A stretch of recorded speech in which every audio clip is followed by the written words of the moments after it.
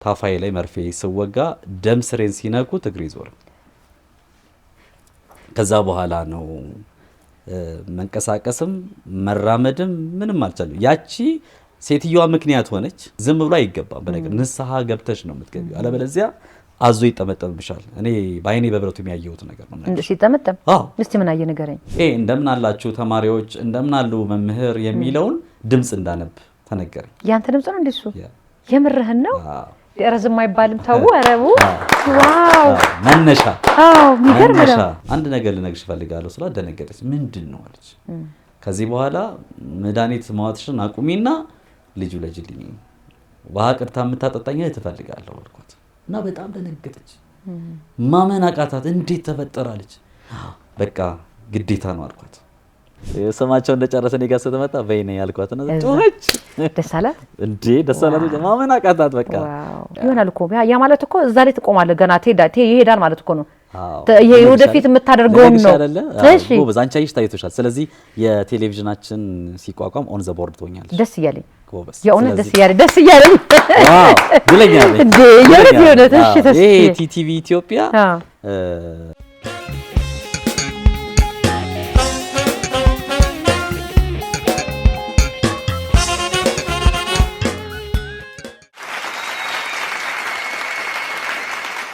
መልሼ መጥቻለሁ። አሁን የምገኘው የእንግዳ ሰዓት ላይ ነው። አሁን አጠገቤ ጋዜጠኛ ተስፋዬ ገብረ ማርያም አጠገቤ አለ። ከሱ ጋር ቆንጆ ቆይታ አደርጋለሁ። ኖር ብዬ እናንተ ሳትይ ኖር ብዬ ተቀብያለሁ። ስለዚህ አሁን ቀጥታ ወደ ገደሉ ነው የምንገባው ማለት ነው። ተስዬ እንኳን ደህና መጣ። እንኳን ደህና ቆየሽኝ። አመሰግናለሁ። በጣም ደህና ነኝ። እንደዚህ ስላገኘው ደስ ብሎኛል። በብዛት ማገኘ ሀገር ፍቅር ነበረ። ብዙ እንቅስቃሴዎችም ላይ ያለው አትደክምም፣ ጀግና ነህ፣ ተስፋ አትቆርጥም።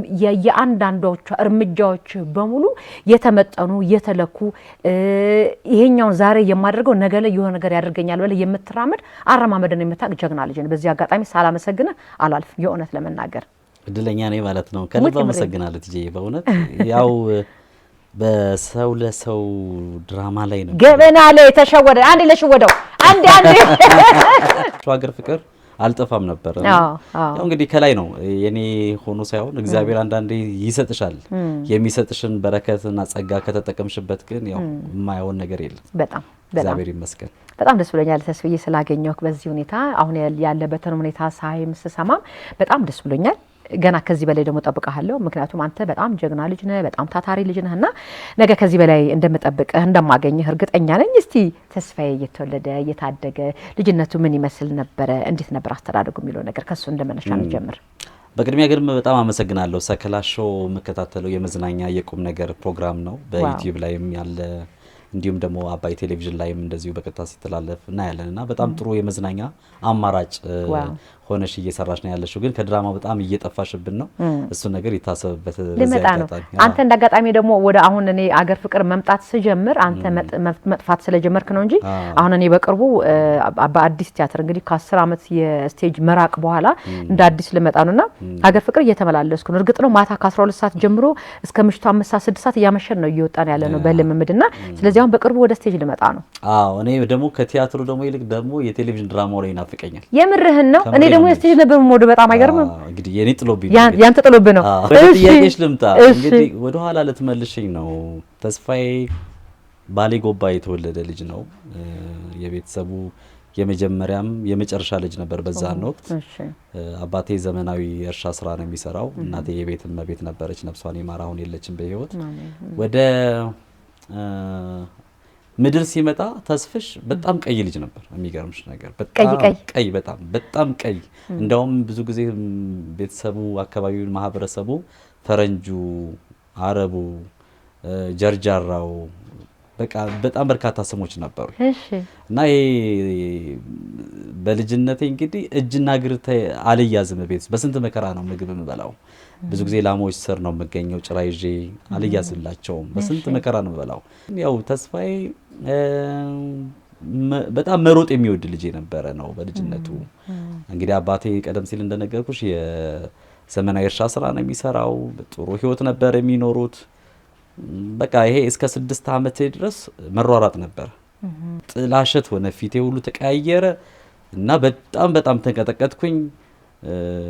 በዛን ወቅት የነበሩ ሰዎች ተሰባስበው በቃ ተደናገጡና ይሄ ልጅ ድንገተኛ ወባ ሳይሆን አይቀርም መሰለኝ ይሄ ነገር ለምን ሕክምና እንወስደውም በፍጥነት ተብሎ አንድ ሕክምና አገልግሎት የሚሰጥ ቦታ ላይ ጤና ጣቢያ ሄድኩኝና ታፋይ ላይ መርፌ ስወጋ ደም ስሬን ሲነኩት እግሬ ዞረ። ከዛ በኋላ ነው መንቀሳቀስም መራመድም ምንም ማለት መርፌው ሲታከልበት ትኩሳት ስለነበረው ደም ስሬን ስለነጉት እግሬ ዞረ። እግሬ በመዞሩ የተነሳ 2 ዓመት በደረት የሚሳብ ቁጭ ማለት የማይችል ልጅ የነበረ ነው እንግዲህ ተስፋዬ። ከዛ በኋላ አባቴ ሰማ፣ ማመን አቃተው። ቤቱ ለቅሶ ሆነ። ልክ ሰው የሞተበት ያህል ነበር የተሰማው። ምክንያቱም የሚያሳሳ ልጅ ነው። በቤተሰብ ውስጥ በጣም ብዙ ይጠብቅ ነበር በእኔ ላይ። አባቴም እናቴ ያሉት ከብቶች ነበሩ፣ ንብረቶች ነበሩ፣ በሙሉ ተሽጦ በቃ ይሄን ልጅ ማዳን አለብን ብሎ ያልገቡበት ቀዳዳ የለም። አንቀልባ ታውቂያለሽ? አንቀልባ ቃል ማዘያው እናቴ ያው በአንቀልባ አባቴ በሽኮኮ በቃ ብዙ ቦታዎች ሄዱ። እንዳጋጣሚ ግን ታላቅ የሆነ ዋሻ ነው። አሁን እኔ አላውቅም በምን ሁኔታ ላይ ዩኔስኮ እንደውም አሳምሮታል ምናምን የሚሉ መረጃዎችን እንሰማለሁ። ግን ትናንትና የነበረው ሶፍ ዑመር ግን በልጅነት አእምሮዬም የማስታውሰው አባቴም ሲነግረኝ በጣም ታሪካዊ ዋሻ ነው። የእውነት አብዱዬ ይጅላል የሚባሉ አባት ይኖሩ ነበር ይባላል። እንዲያውም ሶፍ ዑመር ዋሻ ስትገቢ ከላይ የሳቸው ፎቶ ማለን የሚባል ዝም ብሎ አይገባም። በነገር ንስሐ ገብተሽ ነው የምትገቢው፣ አለበለዚያ አዞ ይጠመጠምብሻል። እኔ በአይኔ በብረቱ የሚያየሁት ነገር ነው። እንዴ ሲጠመጠም? እስቲ ምን አየ ንገረኝ። በቃ ሰው ሲገባ ዝም ብሎ እኔ ንጹህ ነኝ ነው የሚለው ሰውየው። ንጽህናህን በምንድን ነው የምናውቀው? አለበለዚያ ሌላ ችግር ውስጥ ትገባለህ ተብሎ አዞ የተጠመጠመበት ሰው የሞተ ሰው ማውቃለሁ። በጣም በሚገርምሽ ሁኔታ ዝም ብለሽ አይትገቢ ማለት ነው። እና በባትሪ ድንጋይ ነው በባትሪ እንደዚህ የምታዩ ዋሻው ስትገቢ በስነ ስርዓቱ። እዛ እንግዲህ ያው የጨነቀው እናትና አባት ዋሻ ውስጥ 2 ዓመት አካባቢ እዛ ባህር ውስጥ ጸበል አለ ምናምን ተወሰደ። ከዛ ግን ሚራክል ነው የእግዚአብሔር ግን ቁጭ ብዬ ተገኘሁ። እዛ ከገባ በኋላ 2 ዓመት ካሳለፍኩ በኋላ ማለት ነው። የዳህ ወደ ዳዴነት ከተመለስኩ በኋላ ከዛ ማለት መዳህ ሳይሆን ይሄ ቅድም እንዳልኩሽ በደረት የሚሳብ ቁጭ ማለት የማይችል የነበረው ቁጭ ብዬ ተገኘሁ።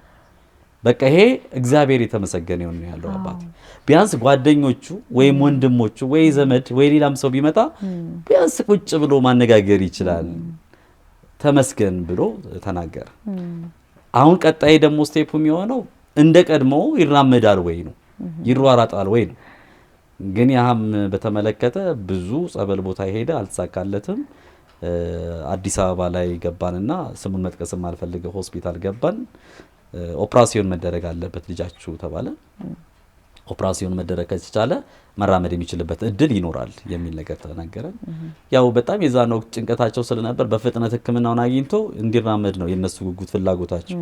ግን በጣም የሚገርመው ነገር ይሄ ሆስፒታል ኦፕራሲዮን ከተደረገ በኋላ ሌላ ደግሞ ችግር ሆነ፣ ሌላ ትልቅ ፈተና ሆነ፣ ሌላ በጣም ስቃይ ሆነ። ምንድነው ኦፕራሲዮን ሲደረግ እግሮቼ በሙሉ ደም ፈሰሳቸው ሁለቱ።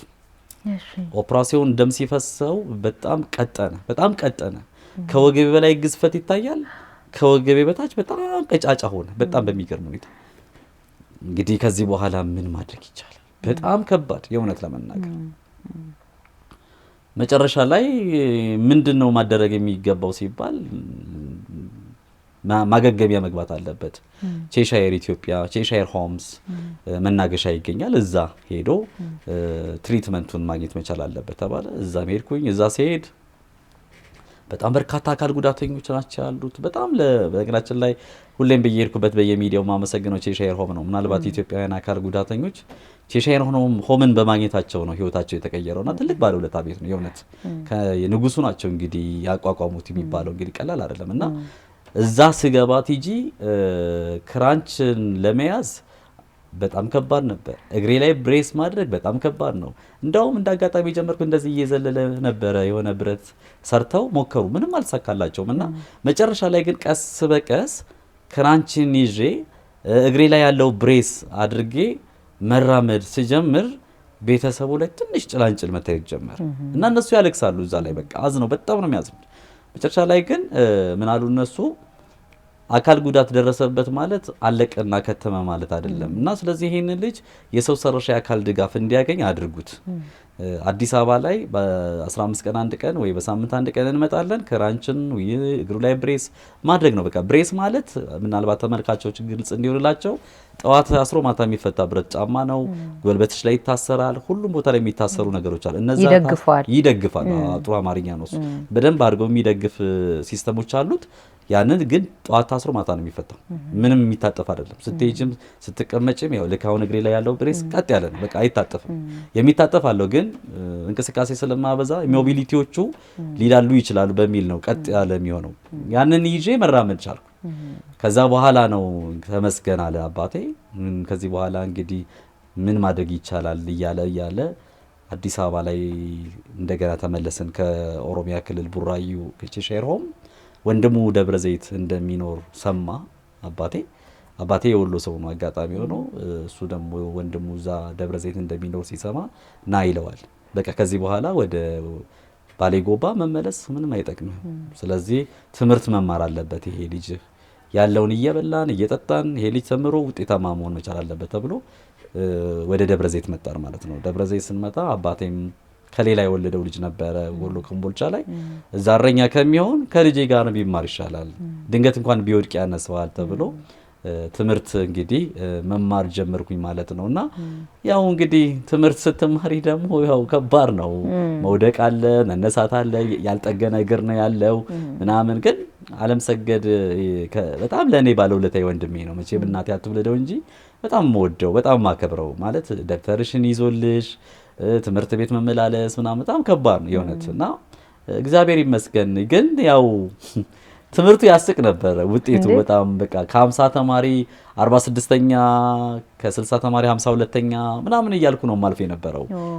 ውጤቱ ጥሩ አልነበረም። ከዛ ቡና ሰዓት ላይ ይማረራሉ ቤተሰቦቼ። ያ የትናንትናው ሲሯራጥ የነበረው ነው ተስፋ የሚታያቸው።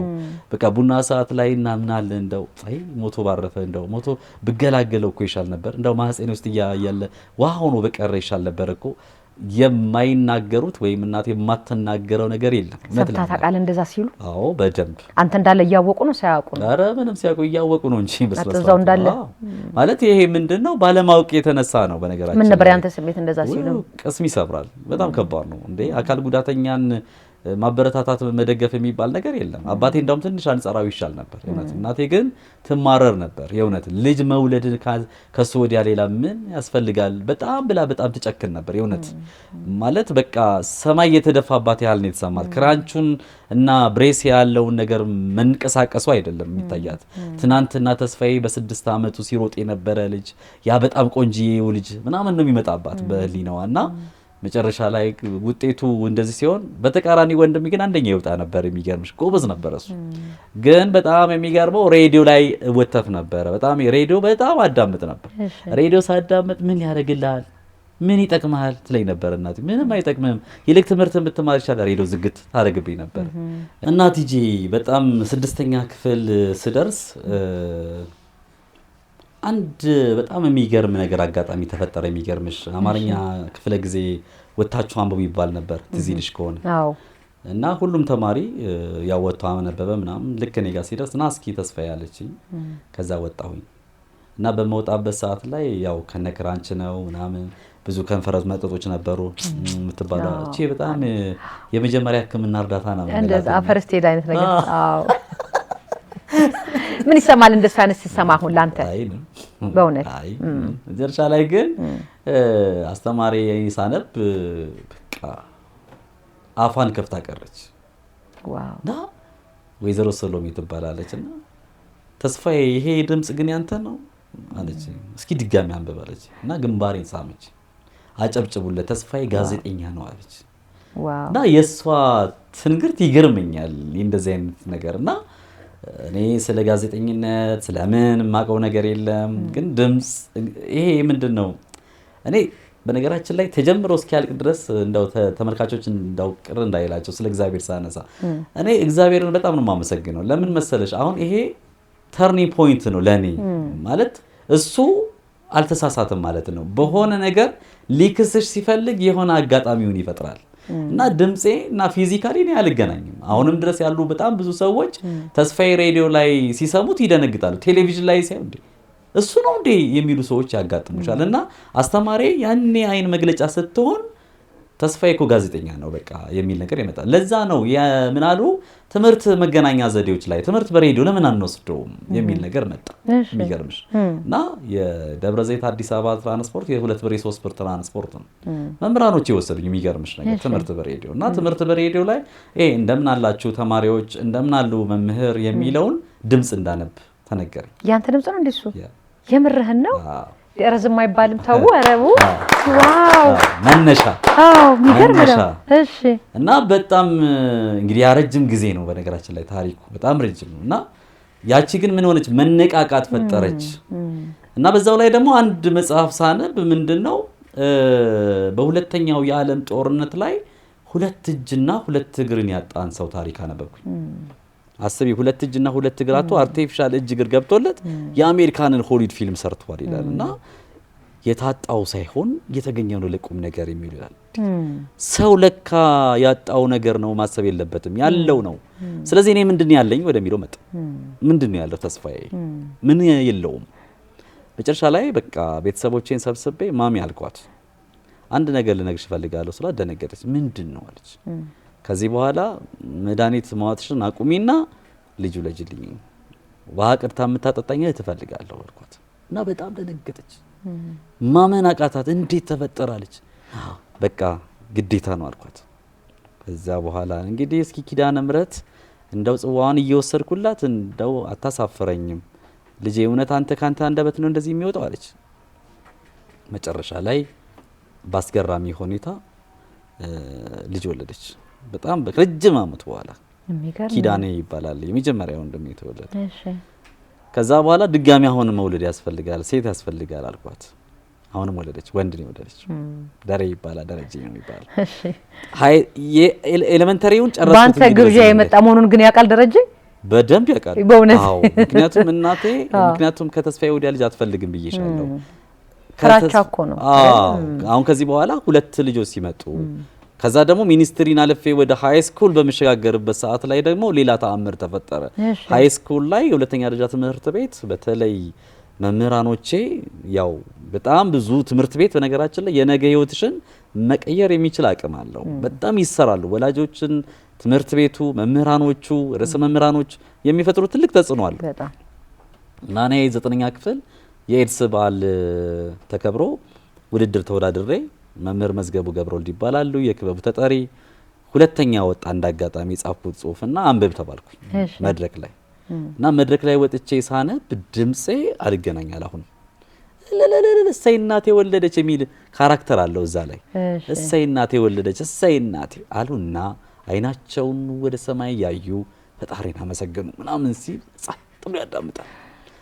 ከዛ በቃ አይን ውስጥ ገባው የሚገርምሽ እና የትምህርት ቤቱ ጓደኞችን አፈራው።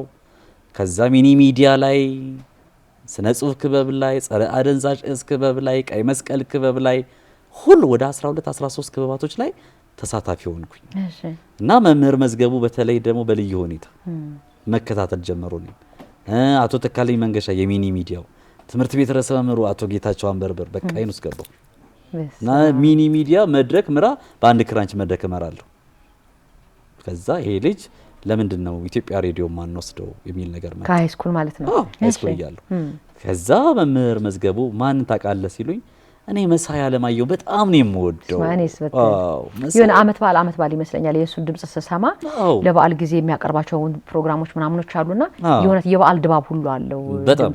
እና መሳይ ደግሞ የኢትዮጵያ ሬዲዮ ቅዳሜ መዝናኛ ላይ ከየናት ፋንታው ቤጋ የሚሰሩት የማስፈጸም ስራ ላይ እና ደግሞ ትራንዚሽናቸው ምናምን ደስ ይላል በጣም እኔ ስለምወደው እሱ ነው ምናምን አልኳቸው። ከዛ ተያይዘን ዘነበርኩ ሄድ ከመምህር መዝገቡ ጋር እና ተጠርተው በስነ ስርዓቱ ቁጭ ብለን ጠብቀ ነው ልጄ ጋዜጠኛ መሆን ይፈልጋል የትምህርት ቤት እንደዚህ እየሰራ ነው ምናምን ብሎ ተነገራቸው።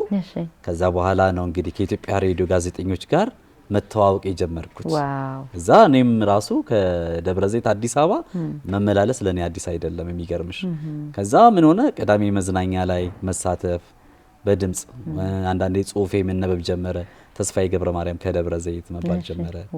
የውርጧት ፕሮግራም ጋሽ ደጀኔ ጥላውን ጋር እንደዚህ የወጣት ፕሮግራም ላይ ጽሁፎችን በድምጽ ማቅረብ ጀመርን።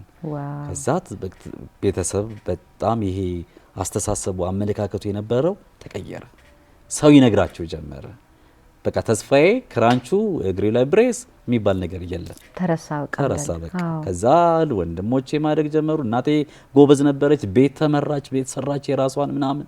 በጣም ጠንካራ እናት ነበረች በዚህ አጋጣሚ በነገራችን ላይ እና በጣም ጥሩ ሆነ። በጣም ደስ በሚል ሁኔታ ነገሮች እየተስተካከሉ እያማረ መጣ። ውጭም ሲሰማ ፋዘርም ወደ መብራት ኃይል ስራ መስራት ጀመረ ምናምን። ሰው ነው የሚነግራቸው፣ ኧረ ገብሬ ይሉታል፣ ኧረ ልጅህ እኮ በጣም ይገርም ጋዜጠኛ ነው ይሉታል። ደስታቸውን አሰቡ። በጣም ተነሳሱ እነሱ። አባቴ በጣም በእርግጥ ከቤትም እንድወጣ አንዳንድ ነገሮችን ከሰው ጋር እንድገናኝ ከሰው ጋር እንድላመድ የሚያደርገው ጥረቶች አሉ። ምክንያቱም በቃ ከሆነ በኋላ ሆኗል የሚል ነገር አለው። እናቴ ትንሽ ተስፋ ትቆርጣለች፣ በጣም ትማረር ስለነበረ ነው። እና ግን ነገሮች ሁሉ ተቀየሩ። ኢትዮጵያ ሬዲዮ ያሉትም ጋዜጠኞች ይመክሩኛል እና ተስፋዬ ጋዜጠኛ መሆን ትፈልጋለህ? አዎ በቃ እዚህ ቤት እንግዲህ መቀጠር የምትፈልግ ከሆነ በጋዜጠኝነት ሙያ ዲፕሎማ ወይ ደግሞ አንድ በትምህርት ሙያ መስክ ዲግሪ ቢኖርህ ያዋጣሃል። ከዛ በኋላ ትወዳደራለህ፣ ትቀጠራለህ። ትምህርትን በደንብ ተማር፣ ትምህርትን እንዳትዘናጋ ምናምን አልጀመሩ። እዛ ቤት በነገራችን ላይ እውነት እግዚአብሔር የባረካቸው የወጣቶች ፕሮግራም አሁን ብርሃኑ ገብረ ማርያም በጣም ለኔ ባለውለታዬ ነው። እውነቴን ነው የምልሽ።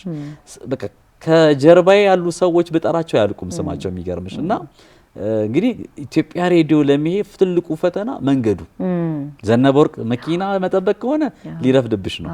አስቢ ያን ቀጭን መንገድ ይዘሽ እኔ ወገቤ ቋ ያለበት ጊዜ አለ የማይረሳኝ።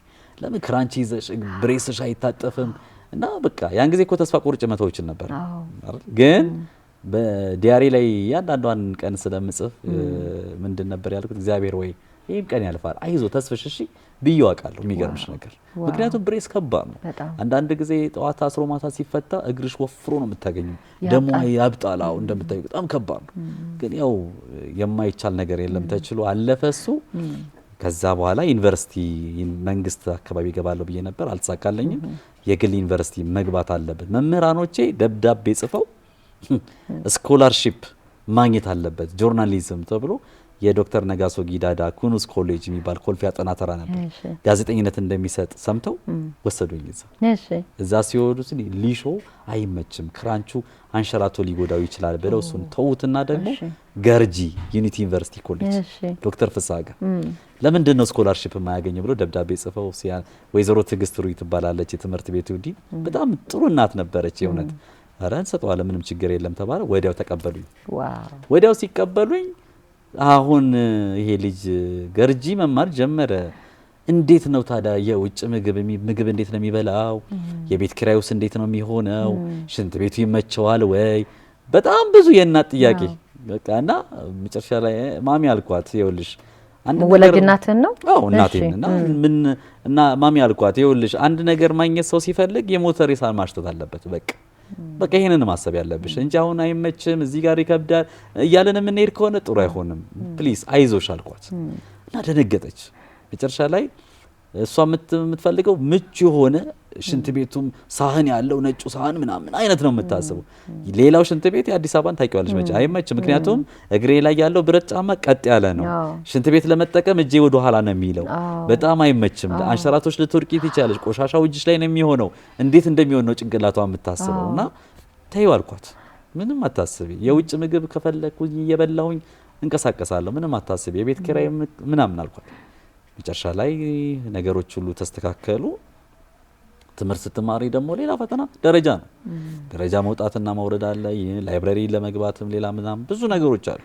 ግን ዩኒቲ ዩኒቨርሲቲ የሰጠኝን እድል በጣም ተጠቅሜበት እዛም ደግሞ እየተማርኩ ደግሞ ጋዜጦች ላይ ጽፍ ነበረ። ኔሽን የሚባል ጋዜጣ ነበር፣ አብነት የምትባል መጽሔት፣ ማክዳ የሚባል መጽሔት። በጣም የሚገርመው ነገር እጽፍ ነበረ። ጋዜጣ ተስፋዬ ገብረ ማርያም ከዩኒቲ ጋዜጠኝነትና ኮሚኒኬሽን ዲፓርትመንት እያልኩ ነበር የምጽፈው። ግን 3 ነው 4 አመት ቆይቼ እንደ ማንኛውም ሰው ተመረኩ ማለት ነው። ስመረቅ በቃ ለመጀመሪያ ጊዜ እናቴ ሰርጌን ማየት ትፈልግ ነበር። ያን ሰርግ ወይም ደግሞ ትዳሬን አላየችውም። ግን ምናልባት ይሄ የትምህርት ቤት ምርቃቱ እንደ ሰርግ ያህል ነበረ። የሚገርምሽ ቲጂ ያ ሰርግ ነው ለኔ። አሁን በቃ መታሰቢያነቱን አድርጌዋለሁ። እንደዛ ደግስ አታውቅም እናቴ ማለት ነው። እዛ ያው እንደማንኛውም ሰው ትመረቂያለሽ። ስራስ እንደው ያገኘውን ጭንቀቷ ደግሞ እሱ ኦልሬዲ ቃል ተገብቶልሃል እኮ ቢያንስ የኢትዮጵያ ሬዲዮም እኮ አይደለ መጀመሪያ። አዎ ማለት አንድ ቃሉ ይቀጥላል ማለት አይደለም። ሰው ከባድ ነው እንደምታውቂው። ምክንያቱም ትናንትና የነበረው ዛሬ አታገኘውም እና ግን ምንድነው ያንቺ ጥረት ነው የሚወስነው። ተመረቅሽ፣ ቤተሰብ ይጨነቃል፣ ስራ ያገኝ ይሆን፣ ውጤታማ ይሆን፣ ደሞዝተኛ ይሆን ነው ጭንቀታቸው። ምክንያቱም መመረቅ ማንም ሰው ሊመረቅ ይችላል። ጋዜጠኝነት ደግሞ ጠባብ ነው እድሉ፣ በጣም ከባድ ነበር በዛ ነው ያሉት ሬዲዮዎች ውስን ናቸው እና ያው ኤፍኤም አዲስ 97.1 ፍሪላንሰር ማስታወቂያ ወጥቶ ነበርና እዛ በፍሪላንሰር ገባሁኝ። እሺ አልሄድክም ግን ከዛ ተመልሰህ መጀመሪያ አናግሮኛል ብለህ ስለነበረ እዛ አልሄድክም? አዎ ኢትዮጵያ ሬዲዮ ላይ ምንድነው መሰለሽ እነሱ ፕሮሚሲንጋቸው ትምህርቴን በደንብ እንድማር ነው። ለዚህኛው ብለህ እንዳትዘናጋ ነው። ቀድሞ ጋዜጠኞች የነበሩት ትምህርትን ደግሞ እንዳትዘናጋ እዚህ ጋር አሁን ፍሪላንስ ሆኖ እዚህ ጋር ማንበብ እዚህ ጋር ምናምን ስምህ መውጣት ምናምን አለ። ህይወት ደግሞ አለ፣ መኖር አለብህ። መኖር ካለብህ ደግሞ ትምህርትን በደንብ መማር አለብህ ነው እነሱ ያስተነገሩ። ከተመረኩ በኋላ ግን እንደዚሁ በቀላሉ ኤፍኤም 97.1 አልገባሁኝም እውነት ለመናገር ታይተሽ ተገምግመሽ ምናምን ነው በስነ ስርዓቱ እና ያንን እድል ደግሞ ድምጼ ጥሩ ስለነበረ የህትመት ፍታንና እስኪ ፕሮግራም ለምን አያስፈጽምም ተብዬ በሳምንት 2 ቀን በሳምንት 1 ቀን እንደዚህ ይሰራ ነበር። ግን በጣም መጨረሻ ላይ እየገባኝ ያለ ነገር ነበር የሚገርምሽ ማለት ሚዲያ ስትሰሪ ደሞዝተኛ ትሆኛለሽ። በቃ ሌላ ምንም እዛ የሚሰራው ስራ በደንብ ነበር የማየው። ፕሮግራም ታዘጋጃለሽ ከዛ ትውጭ በቃ መጨረሻ ላይ ግን አንድ ዘ ፐርፐዝ ድራይቭ ላይፍ የሚባል መጽሐፍ ለዓላማ መኖር የሚል መጽሐፍ ነውና እግዚአብሔር እያንዳንዱ ሰው ሲፈጥረው ለአንድ ዓላማና ለአንድ ተልእኮ ነው። ስለዚህ ይሄን ዓላማና ተልእኮን የመፈጸምና ያለ መፈጸም ጉዳይ የራሱ ነው እና ሰው ደግሞ የጎደለ ነገር ለመሙላት ነው የመጣው ይላልና ምንድነው የጎደለው ምንድነው መስራት የሚገባኝ የሚለው ነገር ጥያቄ ውስጥ ገባው። አየሽ ማንም ሰው ሚዲያ ሊሰራ ይችላል። ሲሰራ ግን ተልእኮ አለው፣ ዓላማ አለው። ስለዚህ እኔ ዓላማዬ ምንድነው ለምንድነው እግዚአብሔር የፈጠረኝ ወደሚለው ስመጣ ኢትዮጵያ ሬዲዮ ላይ የ10 ደቂቃ ካልተሳሳትኩ የአካል ጉዳተኞች ፕሮግራም ነበር በኢትዮጵያ ሬዲዮ በመንግስት ሚዲያ ላይ። እኔ በግል ኤፍኤም ላይ ደግሞ ለምን የ1 ሰዓት አይኖረኝም ለምን የአካል ጉዳተኞች ፕሮግራም አልሰራም የሚለው ነገር መጣና ለመጀመሪያ ጊዜ ፋና 98.1 የሚያዳምጡበት ምንድነው የሚናገሩበት ሳይሆን የሚያዳምጡበት ብቻ ሳይሆን የሚናገሩበት የሚል ትልቅ መሪ ቃል ስለነበር ደስ ይላል ቃሉ በስማ የሚናገሩበት ስትያይ ይስበሻል። እኔ ውስጥ የማስባቸው ነገሮች አሉ ለውጥ ሊፈጠሩ የሚችሉ ለምሳሌ ትራንስፖርት አካል ጉዳተኞች አይመቻቸው ግፊያዎች አሉ። ጧትና ማታ እየተባቀስሽ ነው ታክሲ ላይ የምትገቢው ወይ ለምንድን ነው ሰልፍ የማይኖረው? ለምን ተራ አስከባሪ ሾፌሮች ረዳቶች አይመችሽም ይላሉ? ለምን እንዲመች ማድረግ አይቻልም? ለምን ይሄንን ብዬ አንድ ድምጽ የሚባል የሬዲዮ ፕሮግራም ይዤ ፕሮፖዛሌን አክሴፕት አደረጉት ፋናዎች። እዛ ወደ 2 ነው 3 አመት ቆየው ይሄን ፕሮግራም እየሰራ እሺ እዛ ላይ ሲሰራ በቀጥታ ጥሩ አጋጣሚ ሆነው ደግሞ አንድ ኤንጂኦ ደግሞ አንድ ድር ፋውንዴሽን የሚባል በስፖርትና አካል ጉዳተኝነት ላይ የሚዲያ ህዝብ ግንኙነት ኃላፊ ሆኜ ተቀጥሬ መስራት እድል አገኘው። ስለዚህ እዚህ ጋር ደሞዝተኛ ሆኜ እሰራለሁ። እዚህ ጋር ስፖንሰር ማስታወቂያ ምናምን እኔ አላቅ ቀጥታ ፕሮግራም ብቻ ነው ፕሮግራም ነበር የምሰራው የእውነት ለመናገር። ከዛ ጥሩ ውጤት ግን አመጣ። በጣም ብዙ አድማጮች ነበሩት ኦዲየንሱን የሚገርምሽ ነገር። ከዛ ተጨማሪ ሰዓት ማግኘት ፈልጋለሁ ብዬ ዛሚ 90.7 ሬዲዮ ያሁኑ አዋሽ ሬዲዮ አምባሳደር ቲያትር ቤት ላይ ነው የሚገኘው 12 አመት ቆየው እዛ። 12 አመት እንግዲህ ደረጃ መውጣቱ መውረዱ ስፖንሰር ማግኘት ምን ማለት እንደሆነ የገባኝ ያኔ በቃ ምን መስራት እንዳለብኝ በጣም ተላመድኩት አሁን በደንብ። ከዛ በኋላ ነው እንዳጋጣሚ ቶቶት ባህል አዳራሽ ላይ 2008 አካባቢ ይመስለኛልና ሳምሶን ማሙ በጣም ሽልማት መሸለም አለብኝ አንተን በኢትዮጵያ የአካል ጉዳተኞች ታሪክ ላይ ትልቅ ስራ እየሰራ ነው ምናምን ብሎ በቢጃ ኢትዮጵያ አማካኝነት ወደ 50 ነው 60 ሺህ ብር አካባቢ ሽልማት ሸለመኝ። የሚገርምሽ እውቅና ነው የሰጠኝ። እኔ ብቻ ሳይሆን ማርታ ደጀኔም ነበረች፣ አንድ ጥሩምባ ነፊ እናት ነበሩ። እንደ አይነት ለየት ያለ ፕሮጀክት ሰርቶ ነበርና ያኔ የተናገርኩት ደግሞ ንግግር የቴሌቪዥን ለምን አልገባም የሚል ሀሳብ መጣ። ሬዲዮ ላይ ተጽዕኖ በጣም ምርጥ ነበር። ስፖንሰር ምን ማለት እንደሆነ ገብቶኛል። ከዛ ደግሞ ፕሮዳክሽን የሚሰሩ ልጆች ደግሞ ምን አይነት ሰዎች እንደሆኑ አውቄያለሁ። ለመጀመሪያ ጊዜ የአየር ሰዓት ቴሌቪዥን ላይ የጀመርኩት ናሁ ቲቪ ላይ ነው። እሺ ምን ነበር እሱ? ተስፋዬ ሾው የሚባል ፕሮግራም ነበር። ተስፋዬ ሾው ምን አይነት ፕሮግራም ነበር የምታቀርበው? አካል ጉዳተኞች ላይ እሱ ላይ ብቻ ነው ቢዚ ያደረገው? ለምን መሰለሽ እኔ አሁን አካል ጉዳተኛ ሆኜ የአካል ጉዳተኞችን ፕሮግራም ስሰራ ምክንያት ስላለኝ 25 ሚሊዮን አካል ጉዳተኞች ያሉባት ሀገር ላይ ነው ያለነው። ይሄን ዘርፍ ደግሞ ማንም እየሰራው አይደለም። ዜና አንባቢ እንኳን ብትመጪ በኢትዮጵያ ታሪክ አንደኛ መሐመድ ኡመር ትያለሽ። ኢቲቪ ዜና የሚያነቡት እዚህ ይችላል መሐመድ ኡመር ከሱ ቀጥሎ ነው የኛል ሌላ የለም። አየሽ እንዴት እንደሚያሳዝን። ይሄን የጎደለ ነገር ለመሙላትና ሌሎችንም ለማነቃቃትም ጭምር ነው እኔ የምታገለው። እኔ ካልሰራሁት ደግሞ ማንም ሊሰራው አይችልም። በእርግጠኝነት እኔ ጆርናሊዝም ነው የተማርኩት። ጥሩ እግዚአብሔር ድምጽ ሰጥቶኛል። ኳስ ብታስተላልፊበት ያዋጣኛል። መዝናኛ ብሰራ እንደሚሳካቃል ተረካው ራስ ቅድም ስትጀምሩ እንዴት እንደሚያምር መተረክ ይቻላል አይደል? ይኸውልሽ አየሽ ግን እግዚአብሔር የሰጠሽን ነገር ደግሞ ማበርከት የሚገባሽ አንድ ነው። እዚህም እዛም ስትረግጪ ስፔሻላይዝድ አታደርጊ። አየሽ በሰለጠው ዓለም ላይ የፖለቲክስ ጆርናሊስቶች ፖለቲክ ላይ ያለች ኢኮኖሚ ላይ አይገቡ ያችሉ ብቻ ስፔሻላይዝድ እያደረጉ ነው የሚሄዱት። እና ይሄ ምንድነው ስፔሻላይዝድ ማድረግ በጣም ትልቅ ኃላፊነት ነው። በነገራችን ላይ ግን ምንድነው ሚዲያዎች በራሱ ቻሌንጅ አላቸው። ዝም ብሎ አልጋ ባልጋ ሆኖ የአካል ጉዳተኞች ፕሮግራም አላዘጋጀውም። በጣም ከባድ ነው። ዛሚ በነገራችን ላይ በዚህ አጋጣሚ የምታመሰገኛቸው ሰዎች ደግሞ አሉ። ዛሚ የአካል ጉዳተኞችን ጉዳይ እንደ ራሱ አድርጎ የሰራ የሚዲያ ጣቢያ ነው። ድርሻችን ብሎ ሲሰራ የነበረ እኔ ከፋና ልክ ስወጣ ወደዛ ስገባ እንዳጋጣሚ ማርቲ ከዛ ቦታ ላይ ወሊድ ላይ ነች ያለችው ምናምን ሲሉ ስለነበረ ክፍተት ፈጠረና እኔ ያንን ቦታ ተረከብኩኝ። ግን ሚሚ ከአሜሪካ ስትመጣ ሬዲዮ ጣቢያ ሳቋቁማለሁ ስትል አንዱ የአካል ጉዳተኞች ፕሮግራም መኖር አለበት ብላ በማርታ ደጀኔ አማካኝነት ስራ ተሰርቷል። ይሄ ቀላል ነገር አይደለም። የእውነቴን ነው የምልሽ። ከዛ በተረፈ ናሁ ቲቪ በዚህ አጋጣሚ በጣም ማመሰግናለሁ ቴዎድሮስ ነው። ቴዲ ዜና አንባቢነት ማስታወቂያ ወጥቶ ሳልፍ ተስፋዬ ሾው የሚባለው ፕሮጀክት ተሰርቶ አየር ላይ ከመውጣቱ በፊት በሚገርምሽ ሁኔታ አየውና ይሄ ኢንሃውስ ነው መሰራት ያለበት አለ። ፕሮዳክሽን ከውጪ ለምንድን ነው የሚሰራው አለ። እንዳውም እኔ ከፍዬ የወር ደሞዝ ሁለቱንም ለዜና አንባቢነትም ለዚህ ተከፍሎ ስራ እንድትሰራ ነው ማድረግ። ይኸውልሽ እንዲህ አይነት ቅን ልቦና ነበር ተስፋዬ ሾው። ለምን ፕሮዳክሽን ትጨነቃለህ አንተ ፕሮግራምን ብቻ ስራ። እንዲህ የሚሉ ሚዲያዎች የሉንም አሁን። አየሽ ብርና ብር ብቻ ነው። ግን 25 ሚሊዮን አካል ጉዳተኛ አለ። የ25 ሚሊዮን አካል ጉዳተኛ ጉዳይ የሚያገባው ሚዲያ የለም እንዴ? መዝናኛ ሲባል መዝናኛን ብቻ ለምንድን ነው ሰው የሚመለከተው? የነዚህን ጉዳይ ኦቲስቲክ ጉዳይ ያሳስባል። ዳውን ሲንድሮም ላይ መስራት አለብሽ። ፊዚካሉ ላይ መስራት አለብሽ። ብላይንዶች ላይ መስራት አለብሽ። ስጋ ደዌ ላይ መስራት አለብሽ። እነዚህን 25 ሚሊዮን አካል ጉዳተኞችን ይዘሽ መንቀሳቀስ ሲገባሽ ለጉዳት አልባው ብቻ የተፈጠረ ይመስል ሚዲያው እንዴት እንደሚጮህ እያየ ነው ያለ ነው አይደለ? አካል ጉዳተኞችን እያካተትን እኮ እንሰራለን ይልሻል ደግሞ አንዳንዶች። ማካተት አይደል እንደ ራሱ አድርጎ መስራት አለበት። እየተቸገር ነው ያ ነው። ተስፋዬን ጣቢያው ሊቀጥረው ይገባ ይሄን ጉዳይ ሲሰራ።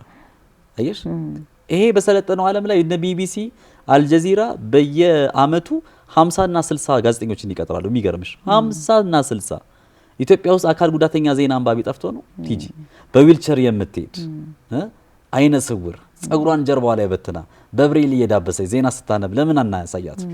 አየሽው እዚቹ አፍሪካ ጎረቤታችን ባልሳሳት ከ2-3 ወር በፊት ኡጋንዳ ላይ አይነ ስውራ ነው ዜና ማንበብ ጀምረዋል በብሔራዊ ቴሌቪዥን ላይ። ምን ትያለሽ? ዋው ማን ነው የሚያደርስሽ ለዜና አንባቢነት? አይደለም ዜና አንባቢ ልትሆኚ ማንም ሪስፔክት አያደርግሽም። ግን ወሬው ግን ሌላ የሴሚናር ስብሰባ ላይ ግን አካል ጉዳተኞች እኮ ይችላሉ፣ አካል ጉዳተኛ እንደ ማንኛውም ዜጋ እኩል ናቸው። እቺ ወሬ ቋተኞች ናቸው። ያንን ልታገል ነው ልጅ ፈልጌ የመጣሁት እኔ።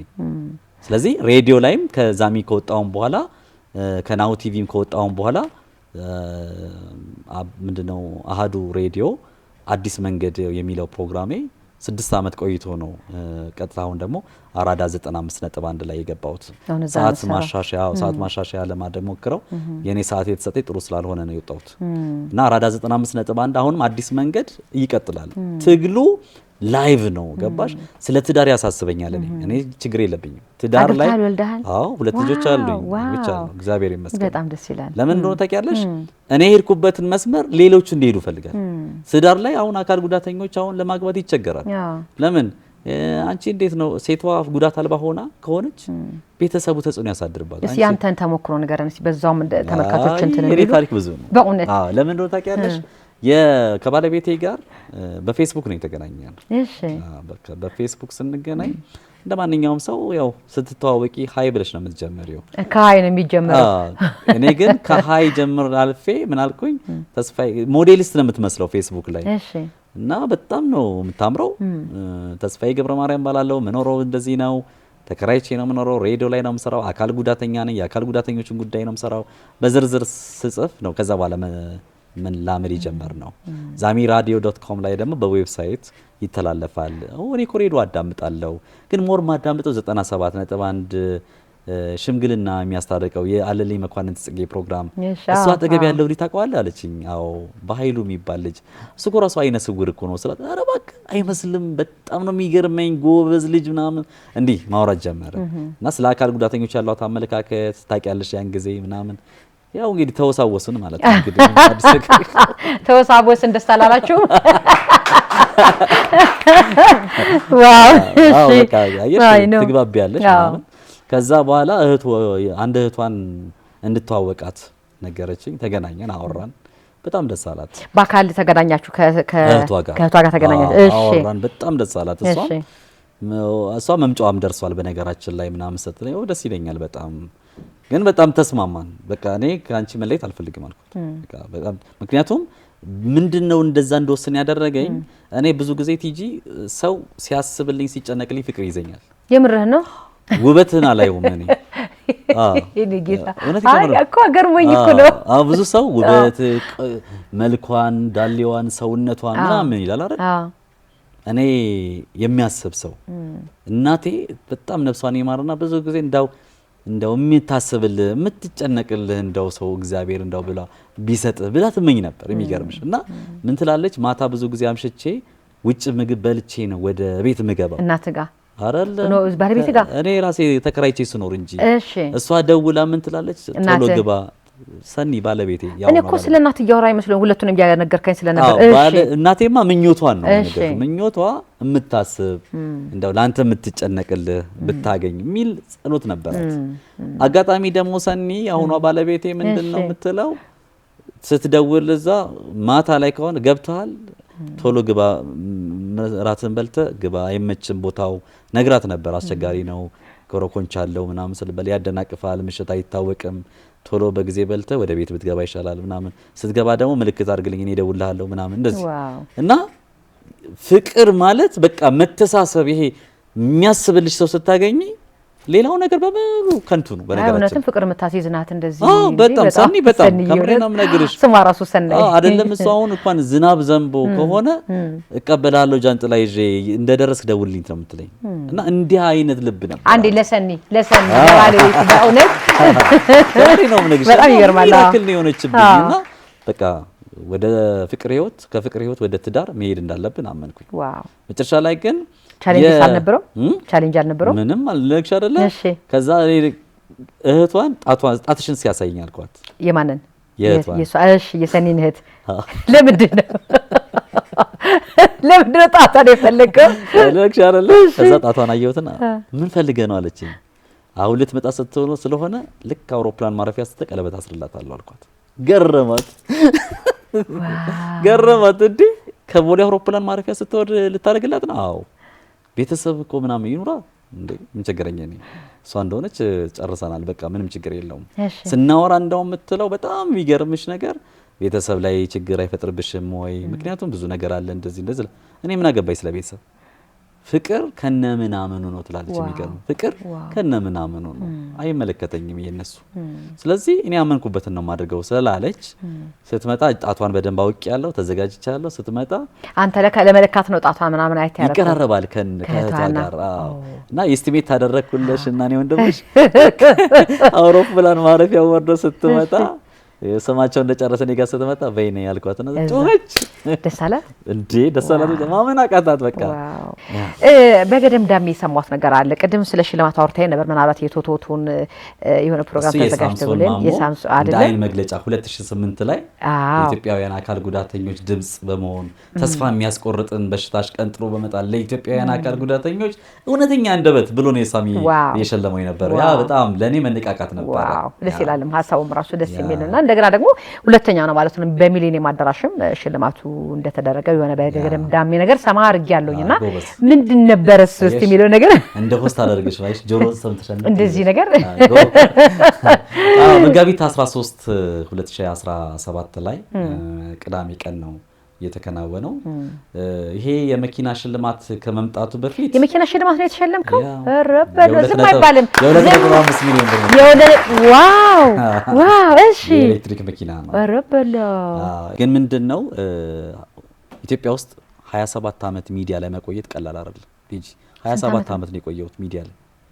ኦኬ 27 ዓመት ቀላል አይደለም።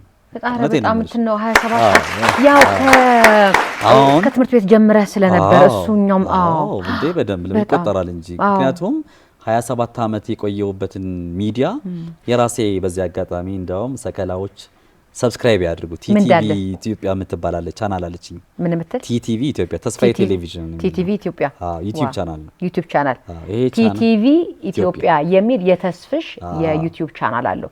ገብታችሁ ሰብስክራይብ አድርጉ። ይሄንን ሰከላ ላይ ከአያችሁት በኋላ ለውጡን ራሱ ተስፍሽ እንዲነግረኝ ይፈልጋል። ተስፍሽን የምታበረታቱ የተስፍሽ ወዳጆች ሰብስክራይብ በማድረግ ሰከላን የምታዩ ወዳጆች በሙሉ ገብታችሁ ሰብስክራይብ አድርጉት። ቲቲቪ ኢትዮጵያ የተስፍሽ ዩቲዩብ ነው። ተባረኪ። ተስፋዬ ቴሌቪዥን ለማለት ተስፋዬ ቴሌቪዥን ይሆናል እኮ ያ ማለት እኮ እዛ ላይ ትቆማለህ። ገና ይሄዳል ማለት እኮ ነው። ይሄ ወደፊት የምታደርገው ነው።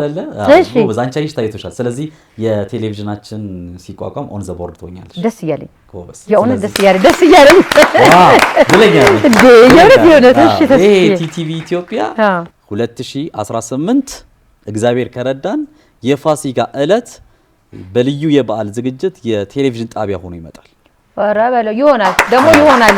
ዋው እሰይ ታረጋለህ። ቲቲቪ ኢትዮጵያ ያዝ የእውነት ታደርገዋለህ። ተስፋዬን ያን ጊዜ ሜጃና መቀመጫ ያሳጡታል። እኛም እናግዛለን፣ ግዴታችን ነው፣ ይሄ እኮ ያገባናል የሚል ስሜት ይመጣል። እኔ ይሄን ታሪክ ሰርቼ እንዳልፍ ፈልጋለሁ። እዛም ሰዓት አሁን ያልከው ከመከፈቱ በፊት ራሱ አሁን የመንግስት ባለስልጣናት የሚመለከታቸው ሰዎች ሁሉ የሚደውሉልህ ይመስለኛል። ለምሳሌ ማን ቢደውልልህ ትፈልጋለህ? እኔ የእውነት ለመናገር ከመንግስት ጠቅላይ ሚኒስትሩ ዶክተር አብይ አህመድ ለምን እንደው ታውቂያለሽ? ለምን አይከብድም። ለምን መሰለሽ የእሳቸውን ስራ ነው የምሰራው እኔ። እሳቸውን ስራ ከዛ ደግሞ ወረድ ስትይ ደግሞ ክብርት ዶክተር ኤርጎጌ ተስፋዬ ማህበራዊ ጉዳይ ሚኒስትሯ ከምሬ ነው የምነግርሽ። ኤርጎጌ የግድ እንዴ ከሳቸው ጋር ጤና ሚኒስቴር እሺ ታዲያ ፈንድ ካላደረጉ ይሄን ካላገዙ እንዴት ነው የሚሆነው? ያው እንትን እንዳለ አሁን በጣም አሪፍ እንደዚህ ሂንት መስጠት አሪፍ ነው። ምንድነው እንደ መንግስት አሁን ትልቁን አሁን ደስ የሚል ዜና ልንገርሽ። ክብርት ዶክተር ኤርጎጌ ተስፋዬ ያደረጉልን ነገር አሁን ዲሴቢሊቲ አክት ይባላል። አካል ጉዳተኞች እንደ ማንኛውም ዜጋ ተጠቃሚ እንዲሆኑ ውጤታማ እንዲሆኑ ዲሴቢሊቲ አክት መተግበር አለበት ተብሎ ብዙ ተፈትኖ 2018 ላይ ህዳር ወር ካልተሳሳ የአካል ጉዳተኞች በዓል ሲከበር ይጸድቃል። ዋው! ይሄ አንደኛ ትልቁ እጃቸው ያደረጉት ሚኒስትራችን ክብርት ዶክተር ኤርጎጌ ተስፋዬ ናቸው። ደግሞ እሳቸውን አውቃቸዋለሁ።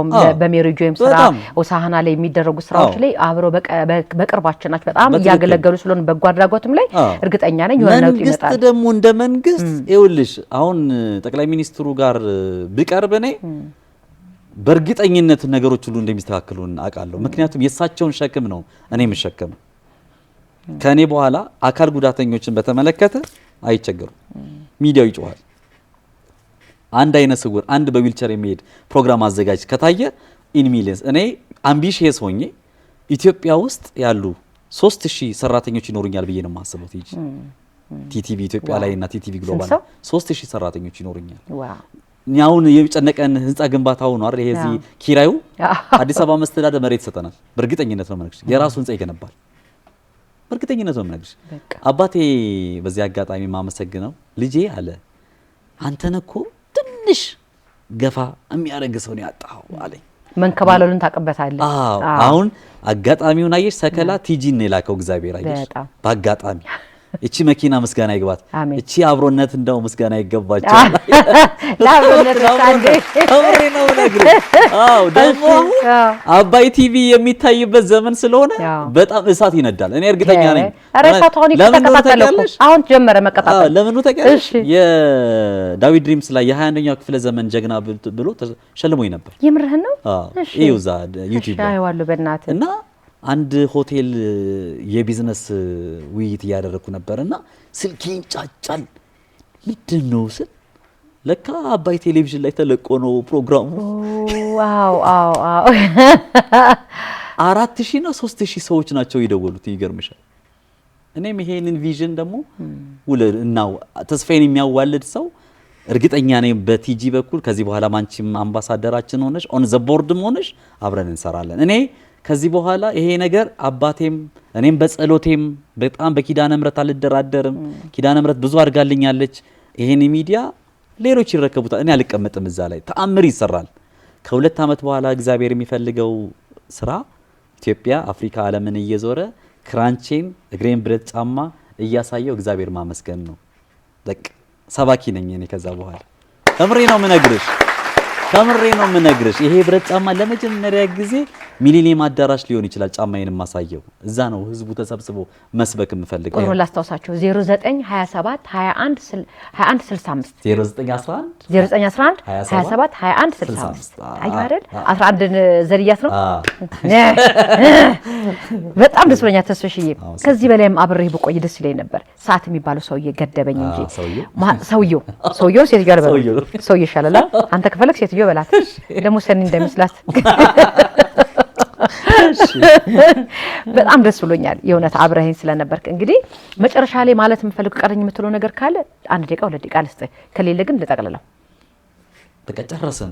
ግን ከምንም በላይ እግዚአብሔርን ማመስገን እፈልጋለሁ እዚህ ደረጃ ስላደረሰኝ፣ አንቺንም ስላገኘውሽ። የእውነት አንዳንዴ አጋጣሚዎች ለመልካም ነገር መጠቀም ጥሩ ነው። እውነቴን ነው የምልሽ። እና ይሄንን የመሰለ ለዛውም በጣም ተወዳጅ ለዛውም ብዙ ሚሊዮን ተመልካች ያለበት እርግጠኛ ነኝ አንቺ እንግዳ አድርገሽ ስትጋብዥኝ በሚሊዮን የሚጠጋ በየቤቱ ደግሞ እንደሚፈወስ ተስፋዬ ክራንቺ ይዞ ተስፋ አልቆረጠም።